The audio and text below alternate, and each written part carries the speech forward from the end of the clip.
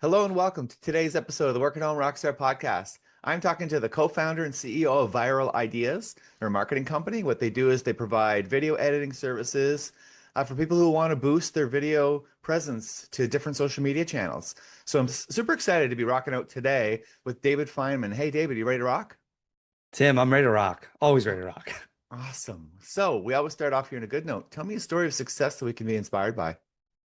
Yeah, so I actually started my business around 11 years ago with $200 and a single client.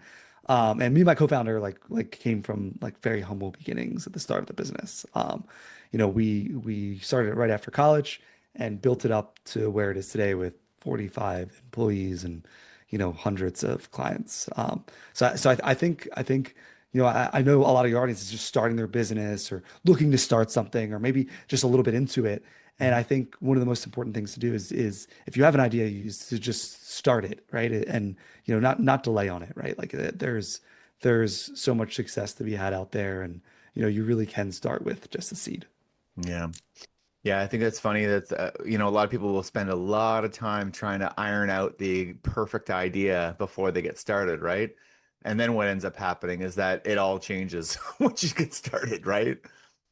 Yeah, and the thing you're doing starts to shift and shape and get better over time, or at least it should, right? Mhm. And I think if you're looking at, hey, you want to, at the very basic, you want to make something and ship it. One of my favorite entrepreneurs, Sarah Blakely, talks about this all the time. She's like, in the beginning of her business, when she founded Spanx, like all she did was make something, ship something, make something, ship something.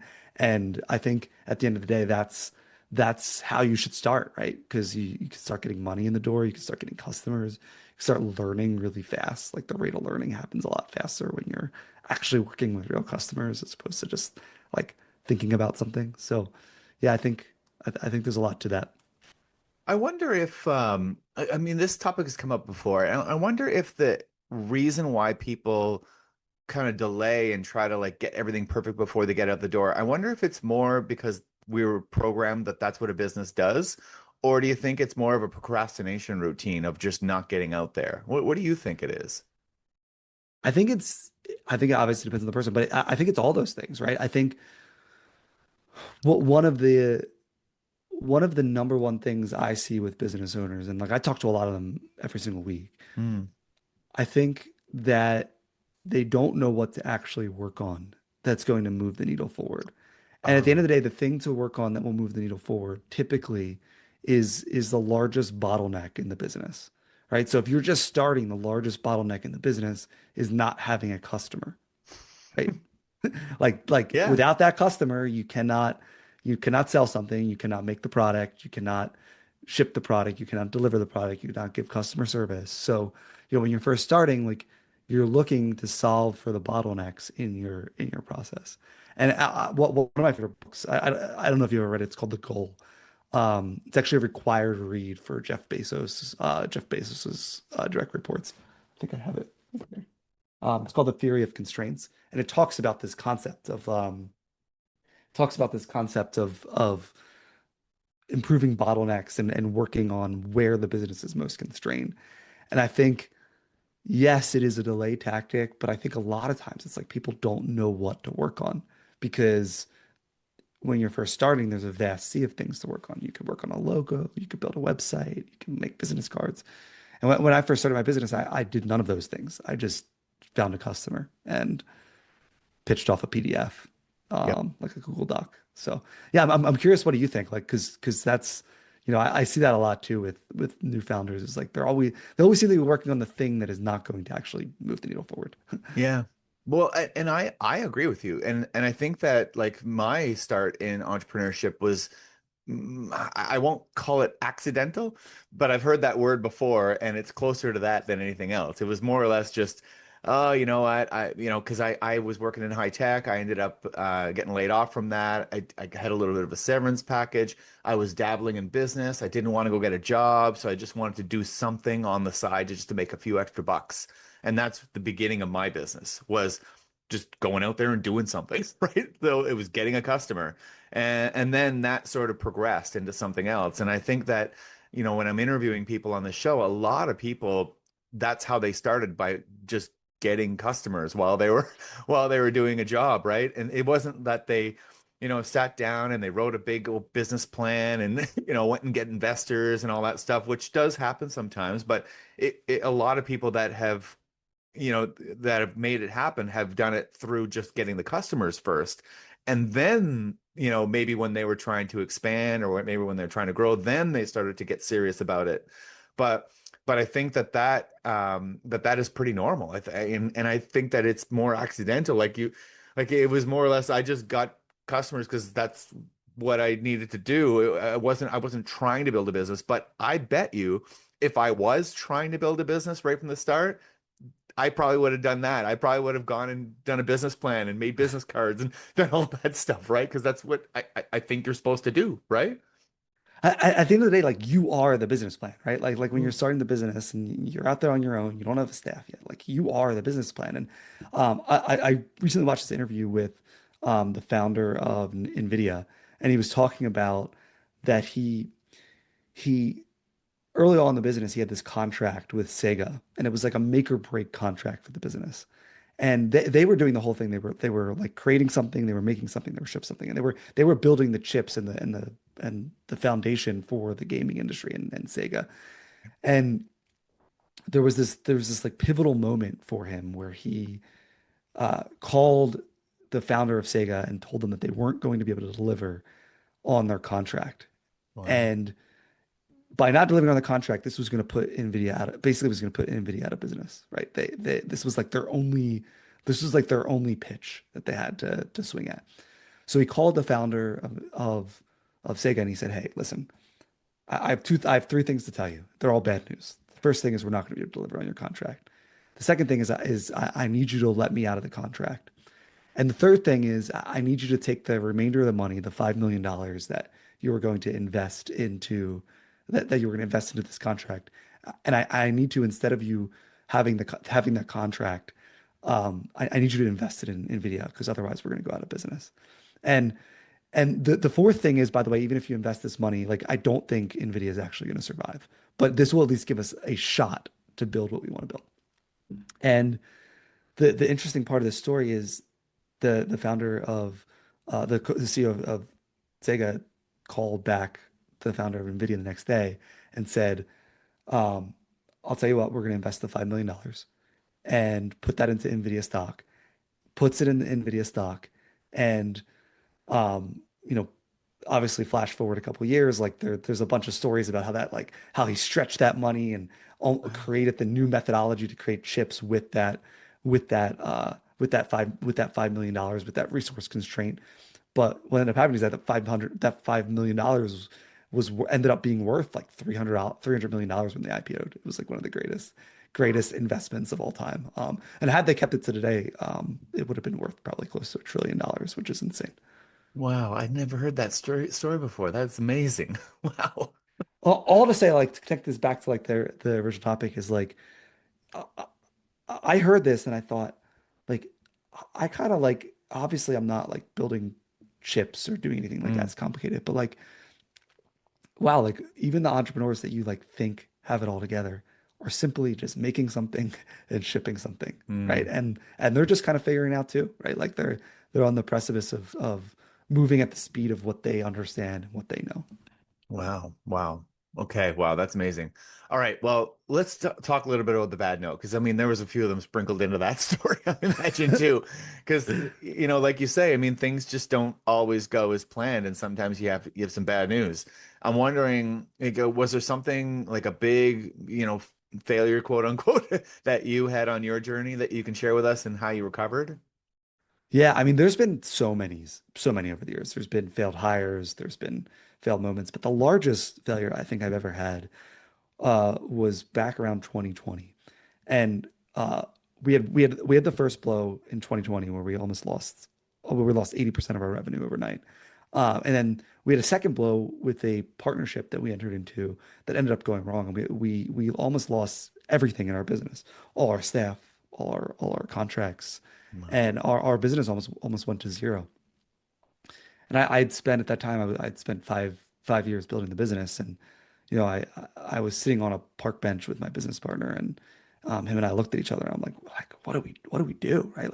Like everything, like we had this amazing business and now we don't anymore. And, we were doing, like an amazing amount of revenue and now we have none. We have 6 months of runway, right? Like we have 6 months of runway left. And, Okay. um, like, how do we figure this out? And we were looking at each other like, what would we do? And I said back to him, I was like, well, there's two options here. We can quit. That's an option. Hmm. Or we could dig our heels in and keep going. And I'm glad we chose the second path because, now the 6 employees we have then have turned into 45 and the, Wow. 4 customers we had then have turned into 300. And, you know, it's I think those moments of failure are like the largest teaching moments that we'll ever have. And I think I am I can look you dead in the eye now and tell you that like the the the partnership that led to that, I am so grateful for. Like from the bottom of my heart, I'm so grateful that person did what they did to me because it has taught me so many lessons. And it's put me where I am right now. So Wow. Wow. Amazing. And I think that that's kind of the thing that a lot of people need to hear is that those really, really, really bad things. I mean, it's how you react to it, really, what it comes down to. Because I mean, stuff like that, when it happens to you, you can either be done, right? And start complaining and maybe even litigating. I mean, some people end up in these long battles with somebody that they think did something wrong to them when I mean, you could go down that route, or you could just let it go and move on and grow from it, the right? the thing with litigating, right? And I'm not a lawyer, so I don't take this as legal advice, is there's a finite cap on the amount that you can earn from litigating. And you might not even collect on the amount that you litigated for. And there's an infinite amount that the lawyers can charge you to solve the problem for you. So at the end of the day, there's an infinite amount of money you can make by just digging your hands in and building versus fighting. Like you could fight yourself to the death, like Yeah. if you want to, or you can build yourself and like bring yourself back to life. So like, I always thought I was talking to a buddy actually yesterday. He was like, "Man, I had this client. I did all this work for them, and they stiffed me out of $12,000." And like, I'm sure like every entrepreneur listening to this, if they've been in business a long enough time, has been stiffed by a customer. Like, Hmm. like I'm Yep. sure you have stories to him, like, Yep. and I said to him, I was like, listen, you just gotta let it go. Like do one last Hail Mary, send him I sent him like a template of what to say to the guy. And I was like, just let it go. The day you let it go, it's better for you. Like it's better for you. It's better for that other person. And at the end of the day, like you're going to learn more from just letting that 12 grand go and moving on and going and making $50,000. Yeah. I think my thought behind it too is that I think some people think that they're getting stiffed because this person is this rich person who has all this money and they just don't want to give you any of it. But I think the more likely scenario is that they actually don't have any money and they're stiffing you because they're actually struggling. And I think that that's like what you just said. If you go litigate that, sure, you might win the case. But if they have no money, then you're not going to get it, right? It's just you can't squeeze wet juice out of a rock, right? Yeah, for the most part, what I've found, right, like with stuff like this is, the people that even if the good business person is dissatisfied with something, which over the years, like I've been dissatisfied with vendors. In general, I'll just pay the bill because it's Yeah. not it's not worth it's not worth my time to squabble over something small. And I found that even if most good business people don't like something, they'll still just pay the bill because it's just easier. And so like the person that you'd be fighting with to try to collect on something that you were wrong by, or like you're barking up the wrong tree. Like Hmm. you're barking up a bankrupt bank. Like Yep. there's no money there. Yeah, yeah.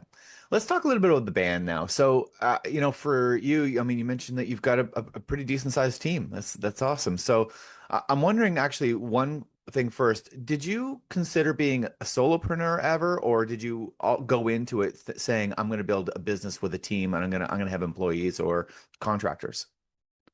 We started out with contractors and interns and stuff like that. So like we started out, it was me and my business partner, and like the first couple months, the first year, we was kind of like I would sell something, he would deliver it. So Mhm. that's we use contract help and labor like that. And then eventually, like it said, okay, like we have this one specific thing we're selling over and over again.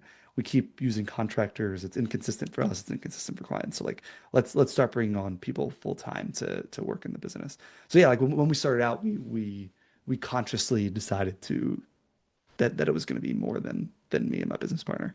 Okay. Okay. And now, what did you, who were the first hires, I guess, that you had that you were bringing in? Were they uh, like junior type people, or did you bring in experts right off the bat? Yeah, the first hire I ever made was an intern. And to be honest, I think like everyone hires the wrong person first. Like if I was to go back in time and like look at myself and say, Dave, like the next person you should hire is like someone to optimize your time, right? Because like at the end of the day, I think it's harder to hire like the further up the food chain you go. And Dan Martell actually talks about this a lot. I don't know if you've ever heard of his Yeah. stuff. Like the first hire you should do is like someone that handles the administrative work, not like someone to lead the work or not someone to deliver the work, but like someone to take the administrative burden off of you. And then you could take that time and you could spend more time like selling, or you could spend more time like delivering quality work. And like so I think you should almost optimize the business around your time versus trying to like put the people in place to do the work. And like as you the further up the value chain you go, the higher dollar value it costs to like Mm. replace that amount of work. Like so I think that's the first hire that you should make, but it was not the first hire that I made. And so the first hire you made was an intern to do the work, like at the bottom then, Correct. right? Yeah. Correct. And Correct. and how did that did you realize at some point that that was the wrong hire to make, or you just sort of No, no, because at the end of the day, the intern we hired like was good at doing the work. So like okay. like it did help us, like that we were able to deliver with the intern.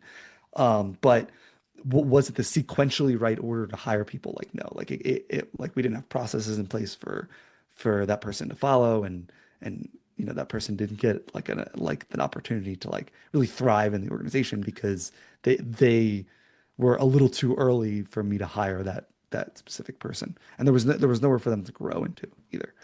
Yeah, I think that that was a realization that I had made too. I had made a hire a few years ago and realized really quickly that I didn't have any process to give them the work. It was like I ended up having to work triple to figure out what to tell them what to do, right?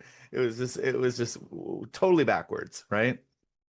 Yeah, I think of eventually like as our business scale up, like everything becomes a process, and the things you don't think could become a process, like you know, even like 2 years ago, I was like, oh, if there's ever like a client that doesn't like something or they're angry, like I have to deal with it. Like Yeah. I'm the only one that can handle angry clients. And then like we made a process for handling angry clients that would be the same way that I would. And like, you know, we have a ton, just to be clear, we have tons of happy clients, but like if you Yeah. run a business for a long enough period of time, like you're going to Oh, get a someone's client gonna, that's yeah. unhappy with, someone's not going to be happy with something. So we just codified the way to handle it. Like we just created a process and an escalations process that goes through like 2 or 3 layers before it hits me. And then like, I only see the really bad stuff that's like that needs it. And like, we make, you know, 600 videos a week. Like there's going to be one or two that people are like dissatisfied with, right? Yeah. Like, so, um, so that you need to have a process for dealing with it and a process for your employees to follow. Otherwise, they're just gonna throw their hands up in the air and go, I don't know what to do with this, And you assume that people can do it, and a lot of times they can figure it out on their own, and they are smart enough to figure it out on their own. But if they have a guide to follow, it makes it so much easier. Like it makes you move with so much speed and and intensity in the process. I agree.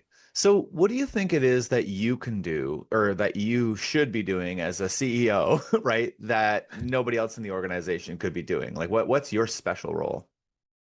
That's a great question. And as the business has grown, it's something I've wrestled with, right? Like I think depending on the stage of the business, like, and I'm curious your thoughts on this too. Like when I was first starting the business, I had a title on my business card that said CEO, but it didn't mean anything. Mm, I was just like I was more of like a business owner. I was doing everything, right? Like, and as the business has grown, like I have like my key responsibilities are like, you know, focusing on the vision, like setting a roadmap for my team to follow of where we're going next, right? So it's like looking into the future, right? Seeing where I want to be in a month, in 2 weeks, in a year, and giving my team the roadmap to execute that vision. yeah. And then I also look at it as I am, you know, I always like leading from um, you know, the concept of servant leadership, right? Like serving the employees that work with me every single day. And you know, I have my direct reports who then like everyone else in the company reports into. Mm, So, you know, my job is to empower them to do their best work and to coach them and to help them do the best work they possibly can. So I really think like at the end of the day, like a CEO's role is to still lead the people that lead the business. yeah. And I think that a CEO's role is to focus on growth. A CEO's role is to be a strong leader, and it's also to make sure that they are not the blocker in the business, right? That they are not what's holding the business back. Because a lot of times, I think the ceiling of the business owner is the growth blocker in the business. Like right now, like I'm trying to Mm, unlearn and relearn some new things because in order to get to the next level, like I don't have enough of an ego to think that I am like almighty CEO that can that knows how to do the next level to things. Like I'm humble enough to know that like there's someone better at me that could teach me how to do it. And you know, I don't need to like pay down ignorance tax at the level that I'm at, and I can reach out to someone else to help me figure out how to get to that next level. yeah. Yeah, I think that's exactly it. I think you're right that many people will take on that CEO role and it either means they do everything and they're just, you know, taking it on for whatever reason because they think that that's, you know, they're running the company, so they're doing all the work. But I think you're right. If you look at some of the big companies and you sort of model after them, that CEO is not flipping the burgers anymore, right?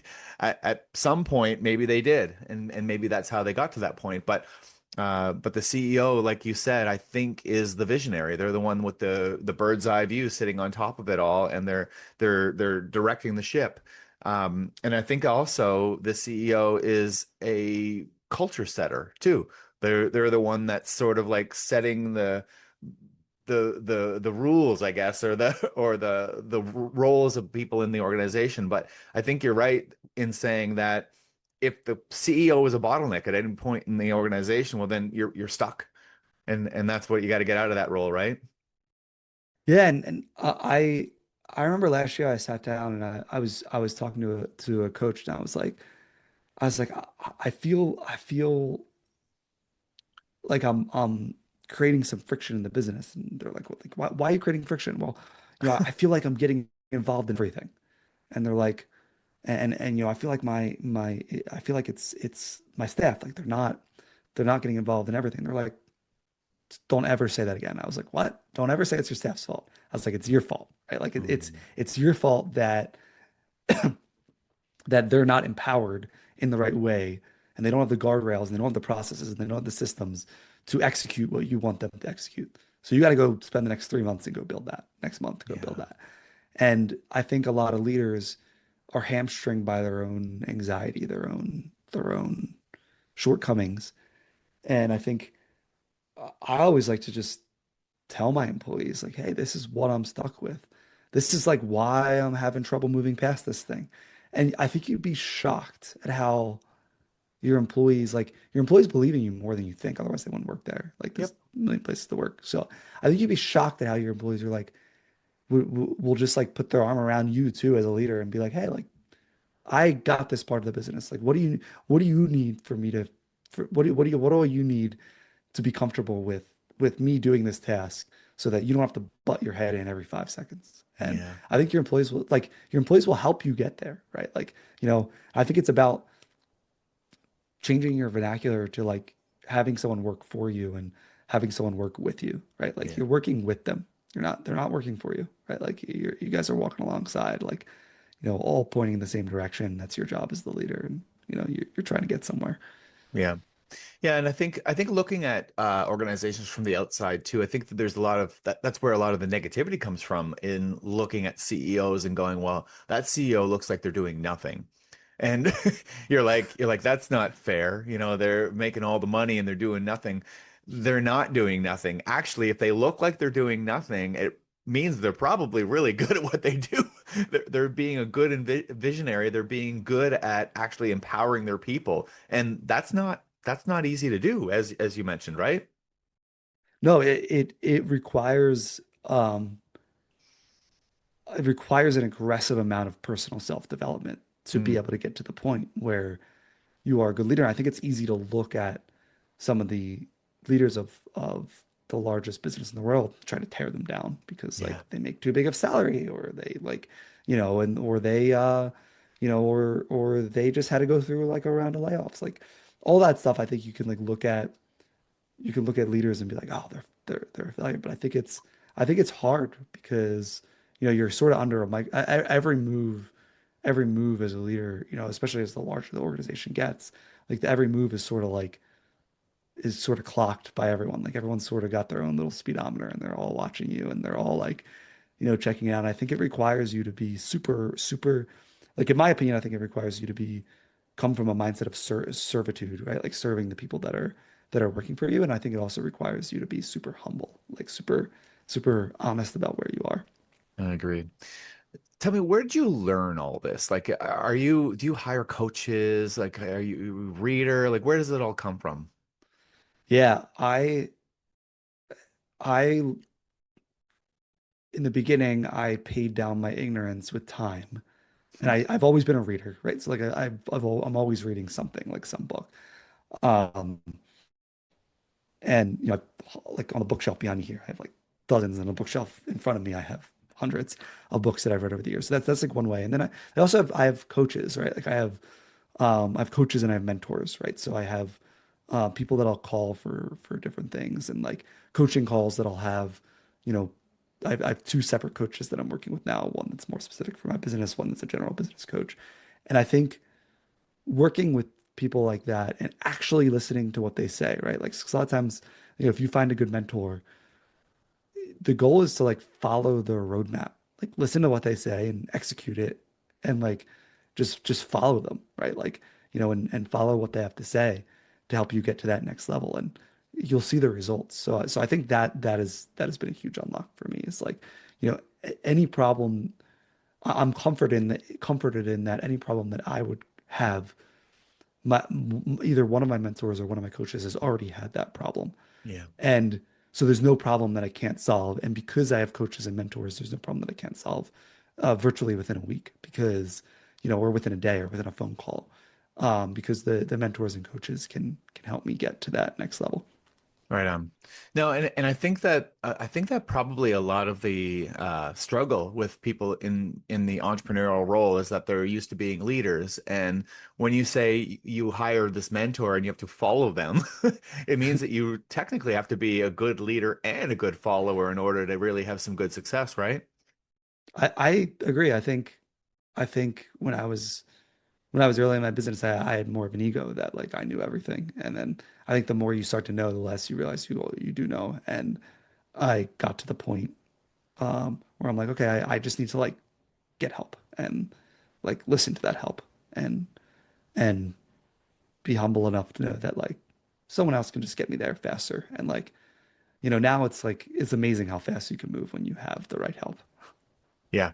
Yeah, and that makes perfect sense. And all the greats all have coaches and they all have, mentors, right? I mean, that's just the way it works in the, business world, the sports world, the music world, Oh my gosh, yeah. right? And it just is what it is. But then for some reason in the regular employee world, it's like we think we know. It's weird, you know? Yeah, I agree. And I think there's this one great book called $1 Trillion Coach. It's about this coach, Bill Campbell, and he coached every single like Silicon Valley great. Like he was Eric Schmidt's, one of the founder of Google's. He was Eric Schmidt's executive coach. Oh, Eric, sorry, Eric Schmidt's like the CEO of Google. I don't think Eric was the founder of Google. I could be wrong. So fact check me in the We'll comment fact section. check that. Yep. um, he's either the founder or the CEO. I can't quite remember which one. Right. But long story short, the founding team of Google had this coach who was really the glue for them, named Bill Campbell. And there's a whole book about him on how he sort of like called people in the right way to help them get past things. And it's fascinating to see how a lot of these hard moments were pushed through because of a neutral third party in the room, and Mm, a party that kind of like, they're not the visionary, they're not the executor, they are simply the person that's guiding the person down the right path.